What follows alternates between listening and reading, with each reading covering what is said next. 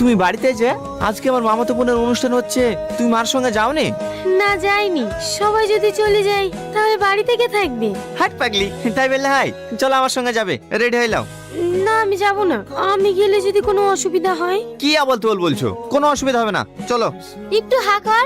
না না, কত খেতে পারবো না, অল্প করে দে। এই সবারই তো হয়ে গেল, এবার তুমি যাও, কিটে দিয়ে আসো গা। না না আমি যাব না। তাই বললে হয়? সবাই দিচ্ছে, তুমি না দিলে কি বলবে? যাও। ভাবি তুই তো দেখ। এই থামো, খবরদার তুমি আমার মেয়ের মুখে খিদ দিবা না, আমার মেয়ের অমঙ্গল হতে পারে। মামি, সালমা তুমি কি বলছো? সালমা খেতে দিলে এমন কি অমঙ্গল হবে? অমঙ্গল হবে না? তুমি বাছা মেয়েকে বিয়ে করেছো, ওর হাতে খেলে আমার মেয়েকে খেতে দেবো না। যে বাড়িতে আমার বোর সম্মান নাই সে বাড়িতে আমিও থাকবো না। এই সালমা চলো, এরা সব কুসংস্কার বিশ্বাস করে। বাহ, আজকে তোমাদের আসল রূপটা দেখলাম।